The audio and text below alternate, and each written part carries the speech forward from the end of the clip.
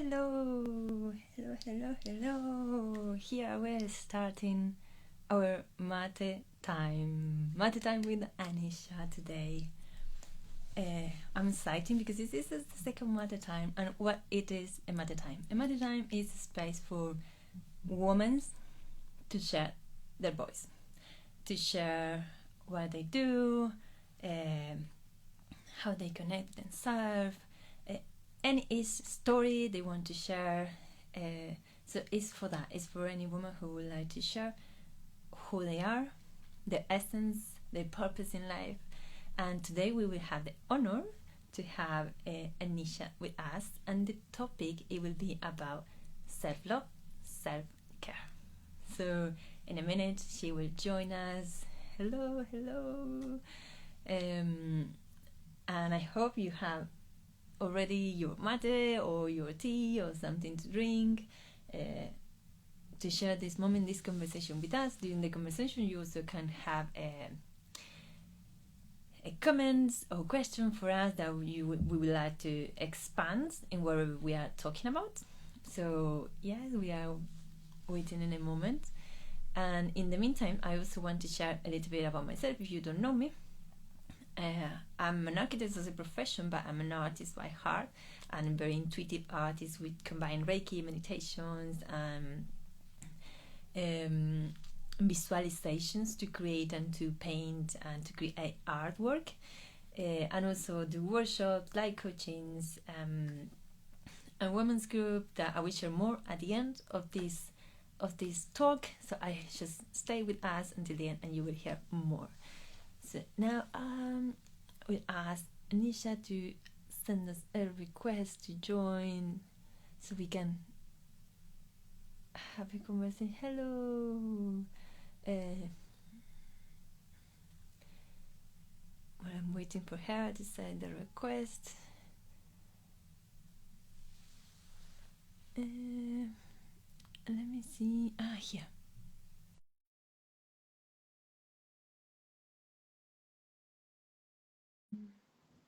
Did I accept? I'm not sure. You requested. I think I accepted. Sorry. Yes, we have you here. Hello. How are you? Thank you for being with us. I'm good. I can't see you at the moment, No, but I'm sure you'll. I can see you very. I can see both of us. I don't know if someone who joined, if you can tell us that you can see both of us, that would be great. Like with the hand, something, so we know that everything is okay. Yeah, I'm unable to see you right now, but Okay. hopefully it will work. I'm not sure. So I'm gonna feed off of your voice instead. Okay, sorry. Well, this conversation, as I said before, it will be about self-love, self-care. And today we have the honor to have you to share your story, to share your journey in connection with your own self-love and self-care. But before, I would like you to tell to everyone, who are you, what do you do? Yeah. So I'm a wellness and mindset coach, and I've been doing this for a while now. And just a backstory of how I got here. I think there's so many stories I could tell. There's so many elements of me that have come together through my wellness journey. And so while I've been in and out of the gym, looking after myself since I was 16, I think I've really cared about myself more in the last 4 or 5 years, mentally, physically, spiritually, emotionally. Um, and it's really been a journey based on my health. I've had different situations arise for me. The biggest one is endometriosis. And that's been a huge part of my life since I was very young, and then being diagnosed about 10 years ago, I think it was. And so it was the idea of looking after my gut and recognizing, well, how can I love myself, care for myself without always seeking external support? And while I am so open to external support and I still seek it till this day, I've learned so much from all the people I've encountered and worked with previously. And, I think the idea of self love and that self care area was as soon as I heightened my wellness, and I looked after all parts of myself, and I still do. Um, I was able to call in my purpose because I had no idea what I ever wanted to do in my life. And I would jump jobs constantly, be stressed, feel really low. And I was just always like down in the dumps every time I would get a new job and achieve something, but was not fulfilled. So that was the other part of my wellness journey, to then come into coaching. And so, there's so many areas that kind of funnel right into where I am today. And I'm probably certain it's going to continue that way moving forward. But yeah, that's just a bit about my story, and where I am today. Thank you very much for sharing your story. I'm sure people who will listen later as well, it can feel that connection of that related for have a similar situation for some health situations that you could have in their life, and connecting with the self ownership, the self love, the self care, and understanding that is the importance of it. Thank you for that.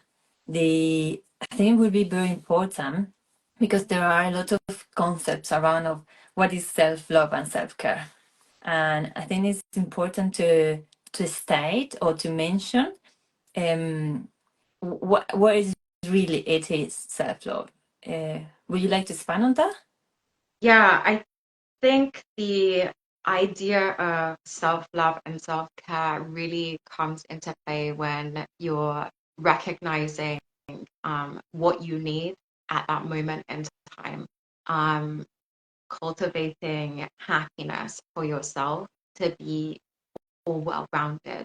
Um, it's the positive outlook of what you can do for yourself, and putting yourself as number one. And I think this is a lot, a, a lot of this area is where people think it can be selfish. However, as soon as you look after yourself, you're able to fill your own cup, and then you're able to fill other people's cups. And I think as soon as you can look after yourself, recognize what you need in that moment, and be kind is like the biggest thing of self-love and self-care. You're able to move through life a little easier. You have the ease, the flow, and I think self-love, it's all well-rounded. So it's your mind, like I said, your mind, your body, your spirit, your emotions. It's everything. It's all encompassing. It's all very holistic. Yeah. So it's not ever just looking at your mindset, because it's not just the mindset. It's what have you held in your body from before as well. It's what are the emotions that you're experiencing?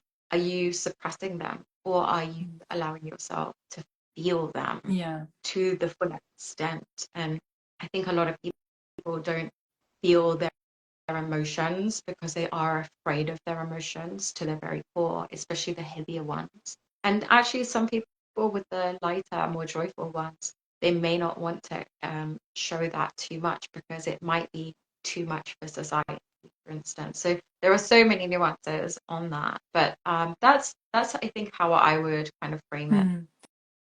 I will add as a summary of that is more like we could say as an state of appreciation for ourselves. Yeah.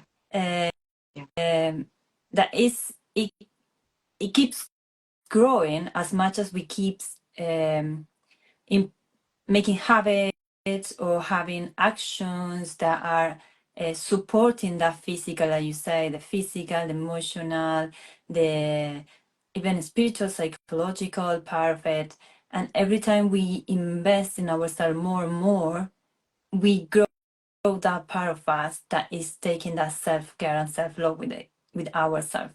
And I think it's very important what you say about kindness and compassion with ourselves, because it's the part that when most of us trying to just forget about. Like, yeah, and self-love involves a lot of things.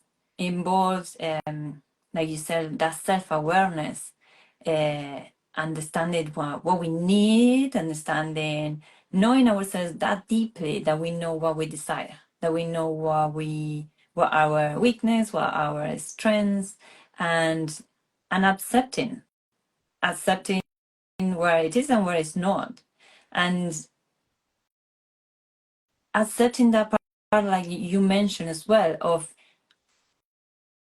kind of, no, it's not imperfection the word, but accepting every single part of ourselves, even if we think that it's bad or it's good or bad. It's part of ourselves, it's part of who we are. And the accepting of our wholeness is also part of the self-love and self-care that we are talking here. And you mentioned as well that I like it, that you say compassion, kindness, because normally we tend to forget that when we let me rephrase it. We normally treat others very well, but when it's time to talk to our inner voice and our inner self-talk, we could be super critic. We could be um, very negative sometimes. And in those moments, here is where kindness and compassion came from. It is when those moments that you notice yourself talking to yourself like that, you can just say, well, you know, would I say the same if to a friend? No. Yeah. So why I'm treating myself like that? So that's kind of thing that we need to start. That is self-love and self-care. It's not like oh yeah, I'm going one day to the spa, which it is as well. I'm doing massages to myself, and that's okay. That's part of it, but it's everything. It's like you say, it's a holistic approach, isn't it? 100%. And I just to add on to that, it's, would you speak to your friend like that? Would you speak to a child in that way as well? And that was a huge thing that I had learned on my journey. It's you can hear that big critic talking, but it's separating yourself from that conversation that's happening in your mind, which can be really difficult. And that's where mindfulness, I think, comes in.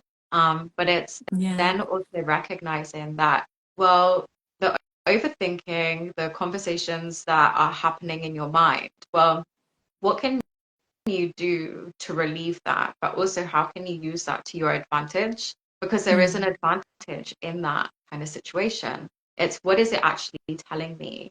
And then Yeah. recognizing it through asking why. Why is this same thought coming up for me over and over again? Okay, and then breaking it down again. But why is that happening from this conversation that's like in my mind?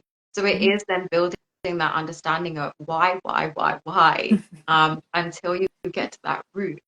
And Yeah. as you're doing that exercise, it's the compassion that you have towards it too. Exactly. It's just sometimes we think that self-love is easier and everything is like, yeah, happy and lovely, and it takes a lot of courage. It takes um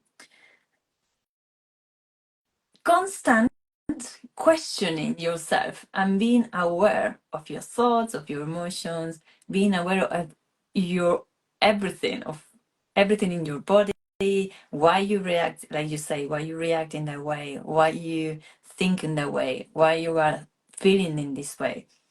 That is a lot of integration that you need to do, a lot of work. And it's important here that sometimes a lot of people struggle a little bit because of traumas, past traumas, because maybe societal expectations that we think we should act in different ways, or I don't know, it could be many things. And sometimes when you see yourself in this situation, it's good to ask for support. Is be like you did when you were struggling with your physical symptom. You asked for support. You didn't deal with that alone. Yeah. You know that as part of your self-care and self-love is also having the discernment to say, I need support at this time. I need someone to help me. And that is also part of it. To say, okay, I cannot do it alone. I cannot do it alone. I need someone to help. And that could be medical, it could be a therapist, it could be a coach, it could be psychology. There are many ways.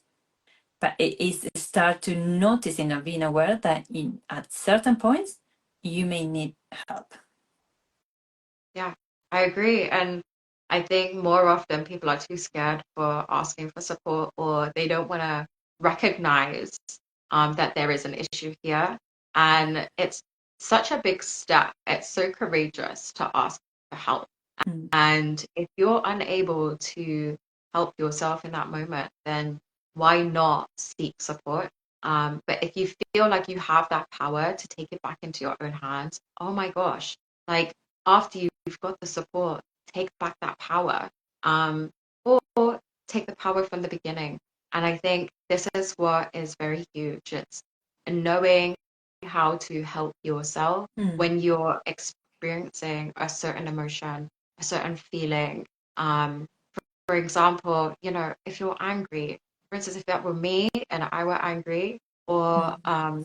really like full of energy, I want to run. I want to move that energy through me, because the last thing I can do for myself Mm. is sit down and meditate through it. I could, depending on the situation or the scenario and my emotion at that point, but Mm. most likely I will want to go out and move that energy through me. And everyone is different. And I think this is Exactly. the biggest and the most important point to remember is what might help one person is not going to help the next person in that same Yeah. way.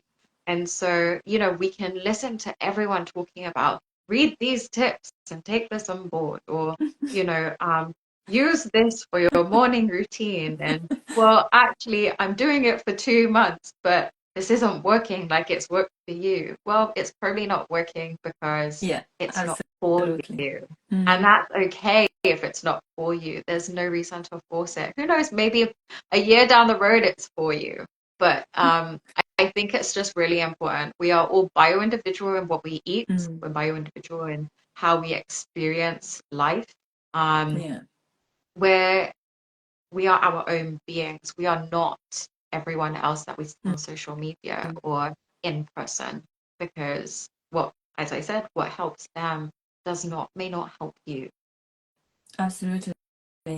And that's very important that you mentioned that, because in this time where everyone is has a camera, has the which is amazing, it's great, but uh, has the opportunity to share their experience, to share the story, is when we most need discernment, when we most need to say, okay, I could try, like you say, I could try for a month or two, but if it doesn't work for me, that's okay. It doesn't mean that I have something wrong. No, it means that my body maybe is built to do something else. And that's part of the process of knowing yourself. It's part of the process of that self-love that we are talking about, that self-care, that knowing your needs, knowing your body, knowing all your part of you. And I think that's very important. The idea of the discernment, the idea of having that in mind, that you can choose you can have the experience. If that experience didn't work for you, that's okay. You can come back and just try something else. Yeah. Yeah, I think that that's is very important to say, because there are a lot of misconception about that, about what is self love, about what is self care, and I Yeah, will. and it's not one size fits all at all for Mhm. everyone. I have, for instance, for me, a lot of where what I do for myself is like weight training and Pilates, meditation, journaling. I mean, I have loads of other ones as well. But, Mm. you know, a friend of mine might be enjoying ballet or walking in the Mhm. park, for instance. Exactly. It's just so different. Like you've got yoga. Occasionally I'll do yoga, but guess what? 4 years ago, I was doing yoga almost every day. So Mm. your body changes, your mental capacity changes. We are always forever evolving, and your self love and your self care practices are going to be evolving. And there are going to be different areas of you that you want to give more love to than Mm. maybe on another occasion because you're healing from a past trauma or you're healing from a layer that has just come up for you recently, or an argument maybe that has happened. So, Mm. we're forever seeing different areas of us and caring for ourselves at different times in the day, different times in the week, and especially as women throughout the month, whether you Yeah. have a continuous cycle or not, we are still on a monthly cycle. And so it's recognizing how can I then show myself self-care through my cycle, which I have found so beneficial because I Mm. think it's so important to harness that knowledge, because it is that baseline for how you go about your day every day throughout the month. Mm. Yeah. I like what you say about the cycles. Um, and we mentioned a lot about the women's, and it's amazing. Is we follow this moon cycle, and to know that to yourself and to connect even with the moon is very important. Biological, physically, it will help you a lot if you have that connection. Uh, if you're a man, you connect with the sun, and the connection, the cycle, the natural cycles is not a monthly cycle. It's more like a day, 24-hour cycle, and understanding that for yourself and also for the people around you, it helps you a lot to understand the behaviors of others as well, and understanding how you connect with your body, how other people may connect differently, and the relationship here is something that is as well is good to mention is how understanding ourselves is also improve our relationships, improves the way we connect with our body, but we understand others people and the reaction of other people. And I think that that's just very important as well. So thank you for mentioning that. I think it's a good point. Yeah, and like for me, I remember one of the practices I was trying to get into, and it is all about experimenting. Mm. And a lot of people may not want to hear that, but it is about experimenting with what works for you. And Yeah. so I attempted intermittent fasting because I was like, oh, they're all doing it. This was a while ago, and I realized actually it wasn't working Mm. for me, and that's fine. And some women it does work Mm. for, but then I came across, I think it was Dr. Minty Pals, and she talks about intermittent fasting for women, for girls, because it is so different in comparison to men. So we've got the circadian rhythm and Mm. then the infradian rhythm. And for them, it is the circadian rhythm, it's that 24-hour clock. And they can intermittent fast, and it is absolutely fine. However, for us, it's, when we get to the point of a week before menstruation, or I like to say the winter phase, we need more fuel in our body. We need more Yeah. food because our body's preparing to go into a state of giving, life almost. And then if that's not the case, then that's not the case. But I thought it was really interesting to learn, well, actually, at the beginning, in your kind of spring stage of your cycle, you can intermittent fast if you want to, because your body's okay with that, because it's released whatever it's needed to. Mm. And then later it's like actually listen in, and actually I heard the cues in my body, and you know what, if I want to eat those, I will. And if I don't, then it's being intuitive in your practice. It's Mm. really honing in on what does my body need, what do I need at this point in time, Yeah. and it is it's harnessing your intuitive side. That's really, thank you for sharing that. I feel it very inspiring. Uh, Also for myself, and I'm sure everyone who will listen this will feel the same. It's I don't do fasting, but it's something I would like to try. Uh, so I will explore a little bit more about that because I know the importance of it. Um, do you think? Would you like to share some habits that you have that it will help you to daily self-care and self-love? Yeah. So I mentioned before some of the things that I do, Mhm. and I one of my big things that I learned was not to be rigid Mm. in my morning routine, for instance. I think it's Yeah. the easier one to start off with. I used to be so rigid. I have to go to the gym at this time Mm. every day, or 5 times, 6 times a day. And 6 times a week, sorry. And I recognize actually I'm not resting and I'm not Mm. listening to my body, especially during my cycle. And I thought I could lift as heavy as I wanted throughout the whole month. And obviously, I learned the hard way. I got an injury. But, it was that's what made me realize that I don't need to be so rigid. Mm. Um, and so let's say a typical week.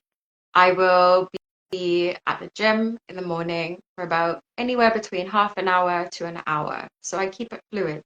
I'm not rigid about my workouts. I'll do whatever I feel feels right for me, depending on the body parts that I want to work on. And if I want to do some cardio, I always try and get cardio in my week, because I think it's really important to pump that blood through the system, oxygenate the whole body, and it actually allows me to create ideas as well, and I love that Mm. part of it. Mm. And summertime, I love going for a jog. Maybe I might do that once or twice a week, down to the park, my local park, and then back. um, Other practices I've been doing are meditating in the morning, although hay fever's been really screwing up my nose, so it's really hard to breathe through meditation. But it's one that I love doing, whether it's listening to just sounds Mhm. or in silence. I Okay. used to do guided meditations, but I like to recognize what's happening. Why am I so stressed? Or, oh, I'm in bliss. And, I'm not so rigid again about how long I'm doing it for. Um, and journaling is such a helpful tool when I'm feeling certain emotions and I really want to understand them, Mm. because I'm not always going to have people around me who I want to speak to about Yeah. it. So I want to internalize, recognize what's happening internally, and then when I'm ready, if I have got that space to, I will speak to someone, if I obviously need at that Yeah. point. But I think they're like my main practices that I have been going off of, and Pilates, that slower movement than, heavy lifting and, Yeah. um, you know, pushing myself to such crazy degrees. Um, and throughout my day, and I love throughout my day recognizing mindfulness. And I've Mm. been incorporating in the last year or two, mindfully eating. And we Yeah. move through our day so fast that we forget to sit, take time, eat slowly, experience what we're eating, because Savor it. we smell it first. Yeah. And I think too often not enough people go, oh, that smells really great. It's like, okay, let's eat my food while I'm working. Yeah. Let's quickly finish this because I've got a meeting to go to. Life is so fast, and I know it can be hard to slow it down, but a lot of people are experiencing high cortisol levels, extreme stress, chronic Mm. stress, dis-ease in the body. And I think it's because we're not slowing down and recognizing that actually we need this space, and using your meal time as your meditative mindfulness space. I think is such an important part, because if you're in a stress state and you're eating, Mm. your gut is in a stress state, so it's not absorbing what it needs to absorb. So I've been doing that a lot in the last year or so. But I'm also looking at mindfully moving through my day, Mm. mindfully recognizing my thought process, because too often we forget oh, I'm thinking in a negative space, and it's like actually it's on a broken record. And you don't recognize that until you really think about it when you're walking down the street and you're just moving, no headphones in or no music or anything like that. And you start recognizing the thoughts coming in, and it's experiencing more, and not just running past your day and forgetting, oh, what did I do yesterday? The reason why we forgot what we did yesterday is because we sped through the day. Yeah, I think you summarized it perfectly. And mindfulness was is key to this self-love and self-care. For the people who doesn't know who is mindful, it's just being fully present in whatever you do. And that fully presence, it comes, like you say, in the eating, in the walking. I started a meditation. It's like a mindful walking. It's a meditation walking. When you walk, instead of focusing your thought, you just focus in your breath, and you count the breath every step you do. So you just forget about everything. You just connect fully, and you don't stay in your mind. So that's another way of mindful walking. And I found it super, super good, mainly when you are in nature. And you have, well, like you say, mindful eating, mindful breathing, mindful listening. Yeah. No. Listening. And That they, we don't listen. We just talk. We just talk, talk, talk, talk, talk, and we don't listen. We don't allow the space for other people to share, and we just listen without thinking what we are going to say next. That's take a moment in the day and think if you truly listen to that person, if you've been fully, fully, fully present in the moment when that person was talking or not, and that's being mindful as well. So mindfulness is also, it's good that you mentioned, because it's very important, it's key, it's part of the whole foundation of this self-love and self-care. And I think everything that we talked today, it was about that foundation that we need to have in order to build that house, that temple, that tree, or wherever we want to build from there. If you don't have that strong foundation of self-care and self-love, you may wiggle at some point. And yeah, and I think that's is that is why it's so important. And some people think that it's selfish, or is narcissist in some time I heard, but in reality it's no.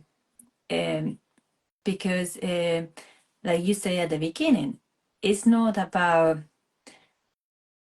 uh, thinking just in yourself. It's knowing yourself so deeply, or being in a good place for you to share others. Being in a good place, well equipped with different tools and exercise for you to be able to support others. If you're not full with that energy, you won't be able to support other people next to you. So first you need to be within yourself. And in terms of narcissism, again, it's not, because it's not about neglecting anyone. It's about knowing yourself that deeply, that you know how much you value, or what are your boundaries, or what are your actions that you accept for yourself, and which one no, without feeling superior to anyone. It's just, this is me and this is you, and I respect myself and I respect yourself. And that came again, that acceptance of both sides, and creating a better relationships, and all that came from having the healthy habits of mindset of self-love and self-care. So I think that those are good points. Do you think there is any other misconception that people have in terms of self-love and self-care? yeah. I mean, before I go on to that, I think it's really important, just a touch before on the point before, is breath, being Mm. aware of your breath. Because when you mentioned, being with other people, I think it's so important to recognize what is the conversation that's happening between you and the individual, and how is your breath in that situation. We forget so much that we hold our breath, or we have such shallow breathing, and that causes a lot of like anxiety, feelings of palpitations, or panic attacks, because we're not breathing properly. And that's another practice that I implement. And I think it's so important to recognize that. So when you're having an altercation, are you holding your breath? Are you um, are you breathing shallow? Are you in a freeze state? So I think that's probably one of the most important things, because we're never taught how to breathe when we're little. We just breathe. Yeah. That's it. That's all. But yeah, just to go on the misconceptions, I think, as we touched on before, people think it's selfish. It's really not. Um, we need to put ourselves first, and I believe in that a lot. Um, However, there's other ones in terms of it's expensive. It doesn't have to be expensive. It's unless you want it to be expensive, you can go to the spa days, or you can pay for really expensive, I don't know, medicines and supplements. It's up to you how you want to go about it. It's as cheap, as expensive as you want it to be. And you can do it all at home. YouTube is a great tool. It's free. You can sign up to memberships for a really low cost as well. I know I've done way too many of these things and I've experimented way too many times. But I think the other one is that it's time consuming.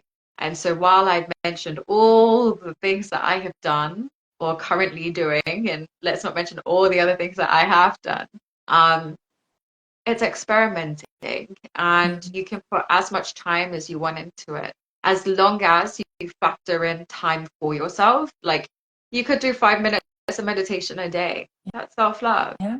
That's self-care, because you're showing yourself something. You're caring about what you want to put forward as well. Or you could do an hour in the morning, an hour in Yeah. the evening, or you could recognize all of that throughout your whole day. So it's always being centered in yourself. So it just depends how much you want to put into it. So it's really not time consuming, because if you do see it that way, it's better to have that mindset shift to then go, actually, this is for me. Yeah. This is my time. This is my boundary. And I don't want anyone to come over that boundary. So I'm going to set that in place. But yeah, I think they're the main ones in my point of view. I'm sure there's others that you may have thought of. Yeah. Yeah, no, I think we touch in all of that, and it's important, like you say, it's not like a destination to go. It is the process, it's the everyday, it's the constancy, constant habit and actions that you take every day to take care of yourself. It's like you had to shower your body to keep clean every day, let's say. It's the same with your mind, it's the same with your emotions, it's the same with everything. uh, you need to clean different area of your body. It's something that we need to keep having in mind, and it's a constant work. um, so I think that's very important to mention, because we normally nowadays, most people just focus, oh, I need to go there, I need to get there. And no, it's not, it's just a journey. It's just, you will have time to get there. Yeah, it's not an end goal. It's literally, this is my journey. And Exactly. I'm healing every day. I'm looking after myself every day. I'm Yeah. raising my energy levels, heightening my vibration. This is what's happening. And who Yeah. knows what you're going to pull in once you start doing these practices. Yeah. Because that's definitely what I recognized. As soon as I implemented all the practices I felt good with at that time, let's say 4 or 5 years ago, wow, honestly, I was so Yeah. energized, so much happier.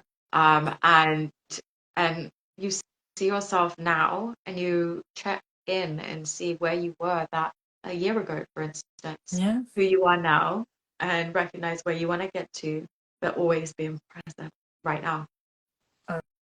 Rising. I love that. I love it. I think we talk a lot about different topics. We cover a lot of things. And one personally I found it very inspiring is also the spiritual connection. Uh, I am very connected with that part of myself. You can call it whatever you prefer. And that part of self-love and self-care also could came from that place. Could came from that place of finding that meaning and purpose in life or something bigger than yourself. That it could help you to the fulfillment within yourself, recognizing that you are connected with everything.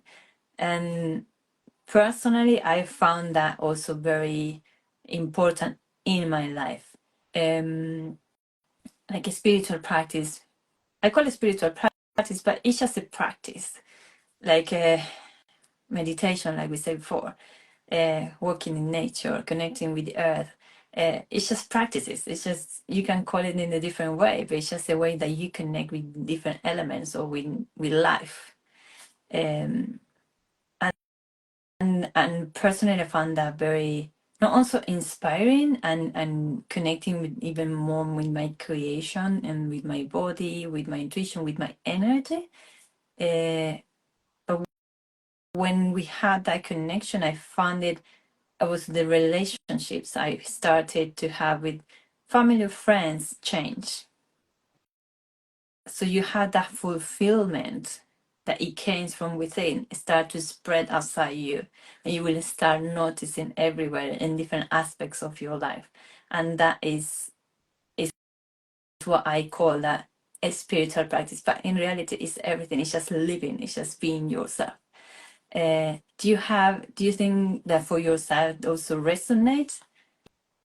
Yeah, absolutely. I mean, when you touched on grounding, being in nature, I actually did that yesterday morning. I went for a walk in nature and I took my shoes off in the park.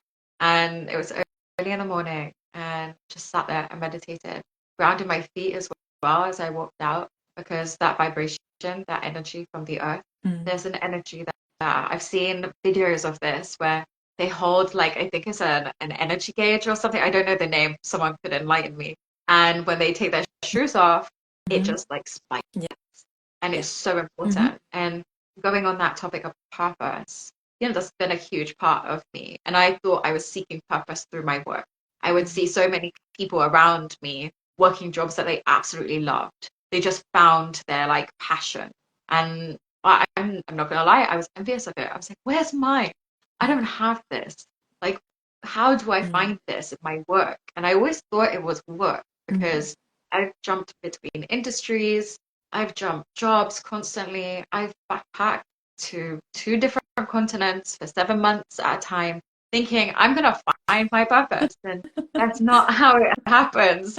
And you know, it just happened last year where I was like, oh, this has come into my sphere. If I don't enjoy it, the course, then I'll get my money back within 2 weeks. At least I've got that option. And lo and behold, I fell in love. I fell in love with it. And I recognized that it wasn't the work. It's been innate in me that I love supporting people. Like an act of service is me. I have done it my entire life.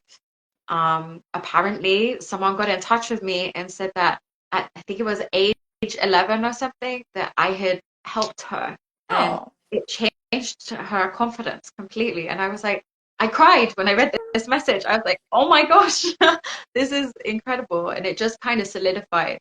This is actually me, and this is my purpose. Mm-hmm. And it has just resonated and had this like ripple effect Yeah. throughout my relationships, throughout myself, Mm-hmm. um, throughout everything that I see and experience now as well.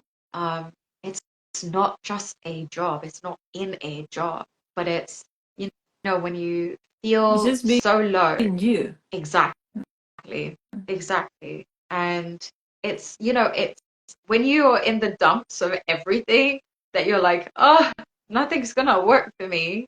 and you just have this tiny spark that you come across something so randomly, and it's like, oh, that happened. This is it now. This is great. And that spark has continued. And it's only going to evolve as well. And I think that's important for people to recognize. That spark will only evolve. And spirituality doesn't need to be so honed in on spirit itself. It can be in anything. It's recognizing the things around you, experiencing, and it's having that like output, that kind of awe in life. And I love that part. It's like that love for life. You look around and you're like, wow, I've experienced something for the first time. That is what I think people can see it as well. I heard something which I keep it on my mind because I love it. I don't know if you know Mattia De Stefano, but he explained it about, he doesn't recognize himself as a spiritual, but he explained the meaning of a spiritual person. In reality, spirituality, it came from the word spirit, respira, and it means breathing. So he said anyone who breathes is a spiritual person. So forget about the word spiritual. Everyone is just a spiritual person, but because of the content of what society start putting into the word, which just sometimes related a little bit different for different situations. But it's just you recognizes yourself as a wholeness being. That's all. Yeah. Then there are names that you could change depending the cultures and the people, and that's okay. So yeah, I love our Yeah, this has conversation. I think it was been very great. inspiring. It was very, very inspiring. I'm sure people will find it insightful as well. So thank you very much for sharing your story, for sharing your experiences and your words. It was for me an honor to hold this space for you to share your voice. So thank you for being here with us.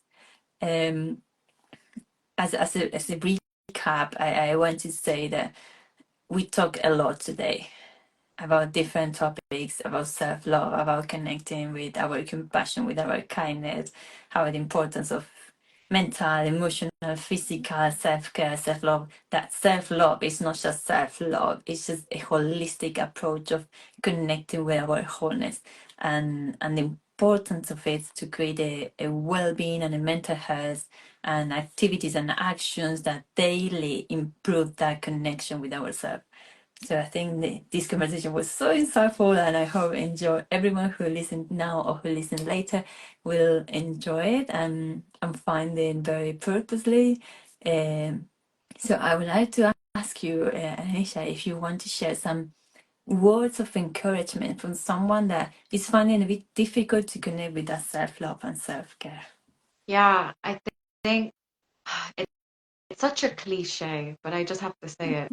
Be kind to yourself. Mm, Don't be so rigid in your practices, in your evolution. Um, Allow yourself to flow. And I found that very hard myself, so I understand.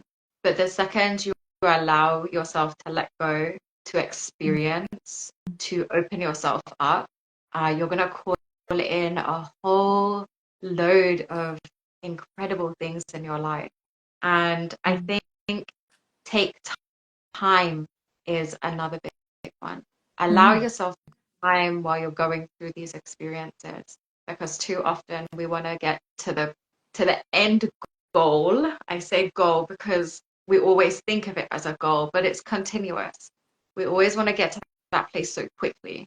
We see someone else having this amazing time, creating practices for themselves, and they're in this amazing mindset.